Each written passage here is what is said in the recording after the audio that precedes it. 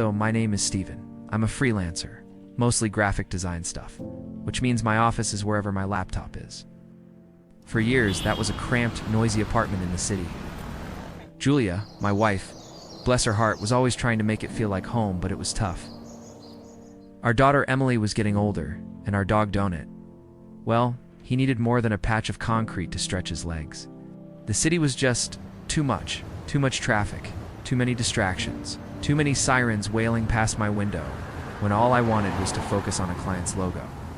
I needed quiet solitude, a place where the only rush hour was Donut chasing squirrels in the yard. That's how we ended up in the suburbs, found this old house, a real fixer-upper, but it had good bones and a huge backyard. Perfect for Donut, perfect for Emily to run wild, and perfect for me to finally get some damn work done. Julia, being the amazing homemaker she is, was already envisioning curtains and garden boxes.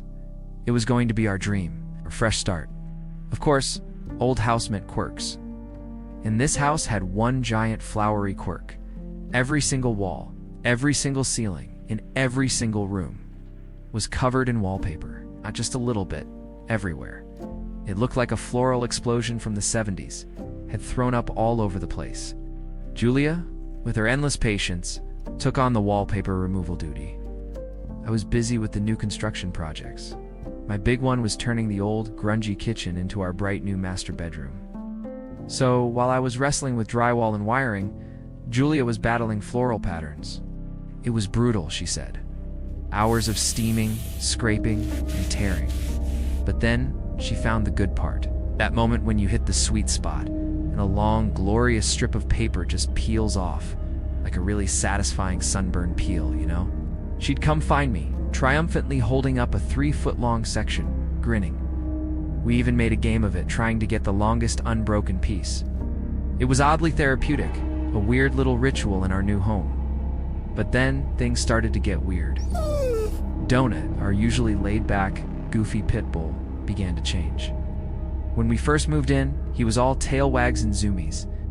Now, he was different.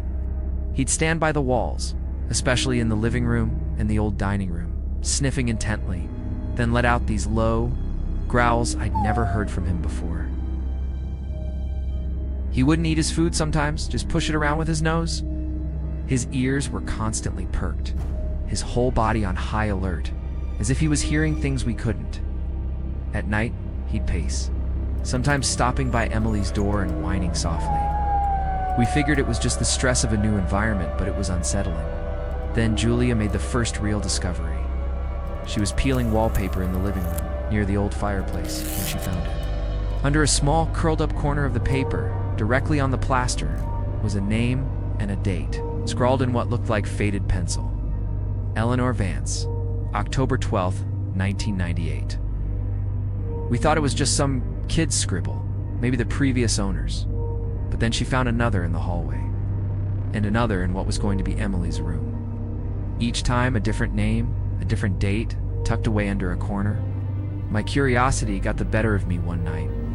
Julia and Emily were asleep, and Donut was lying at the foot of our bed, letting out those low, uneasy growls every now and then.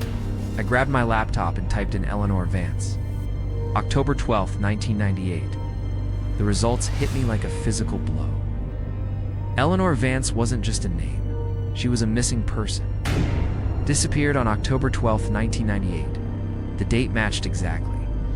A cold dread seeped into my bones, a kind of fear I'd never known. This wasn't a kid's scribble. This was something else. My heart hammered against my ribs. I spent the rest of the night, long after Julia woke up for a glass of water, and noticed me still up, making a list. Room by room, I jotted down every name and date Julia had found. The next morning, I showed the list to Julia. Her face went white as I scrolled through the missing persons reports on my laptop. Each name on my list tragically appearing there with a matching disappearance date. Mary Henderson, missing since April 3rd, 2005. Thomas Davies, vanished September 1st, 2001. It was a chilling roster of the lost. The playful game of wallpaper peeling had just turned into a nightmare. We knew, without a shadow of a doubt, that we had to call the police. It was the hardest call I've ever made.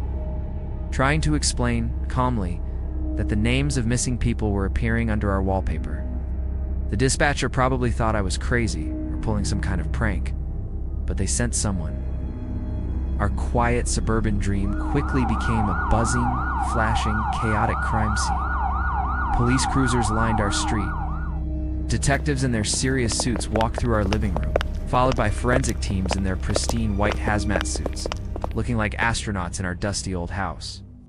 Emily was with Julia's sister, and Donut, thank God, was locked in the car, pacing and whining. Julia and I stood on the sidewalk, watching them. The house, which had promised so much, now felt like a gaping maw. Every window, every door seemed to stare back at us with a silent, terrible secret. I watched as one of the forensic technicians, a woman with sharp, intense eyes, knelt down in the hallway where one of the names had been. She touched the wall, her gloved fingers tracing the plaster. Her voice was low, almost a whisper, but in the sudden, eerie quiet of the house, I could hear it. "Yes," she said, her voice grim. "It's human. Human." My blood ran cold. My mind scrambled, desperately trying to make sense of her words. Human? What could be human about a wall? Then she stood up, turning to face me, her gaze piercing through me. Her voice was sharper now, laced with an undeniable urgency. "Sir," she said, her eyes fixed on mine, "where is the material you removed from the walls already?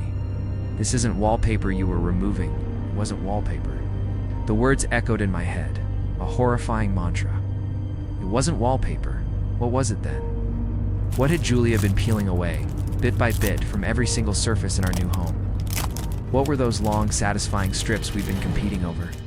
The thought made my stomach churn, a sickening wave of nausea washing over me. The forensic team swarmed the piles of wallpaper we'd neatly stacked in the garage. Bags and boxes filled with the floral patterns we thought were just old.